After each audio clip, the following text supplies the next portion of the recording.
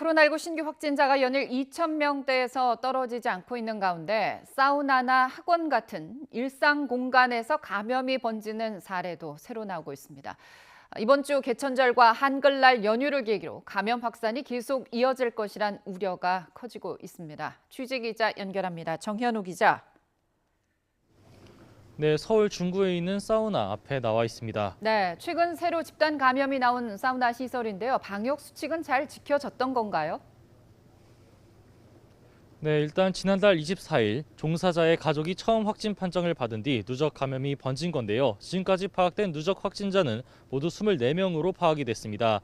체온 측정이나 출입자 명부 작성 그리고 8제곱미터당 1명으로 정해진 인원 제한 등은 모두 다 잘 지켜졌던 것으로 파악이 됐는데 다만 문제는 환기였습니다.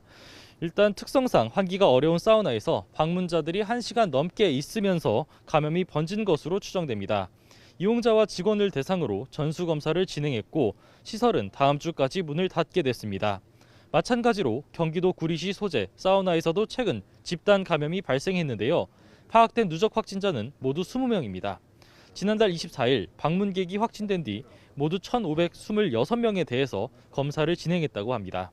큰 일교차에 날씨도 쌀쌀해지면서 목욕시설 이용객도 늘면서 관련 감염 규모도 커질 게 걱정되기도 하는 상황입니다. 이용 시 철저한 거리두기나 수칙 준수 등이 필요해 보입니다. 네, 어제부터 시작된 개천절 사흘 연휴 와중인데 수도권에서 각종 집단 감염도 이어지고 있죠.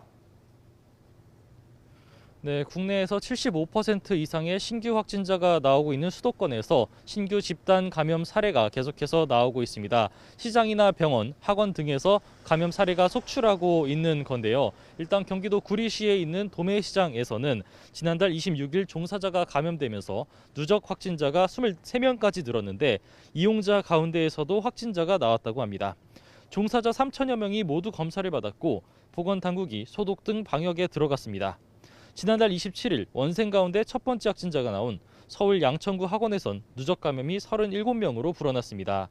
서울 가락시장 관련 확진자가 감염 시작 2달 만에 800명대를 넘기는 등 기존 집단 감염 규모도 불어나고 있습니다. 감염 경로를 알 수 없는 비율이 30% 후반대에서 좀처럼 내려오지 않는 가운데 개천절을 낀 사흘 연휴를 맞이했습니다. 방역당국은 단풍철까지 겹쳐서 이동량이 늘어날 수 있다며 여행과 모임을 자제해달라고 거듭 요청하고 있습니다. 지금까지 서울 중구에 있는 사우나 앞에서 YTN 정윤호입니다.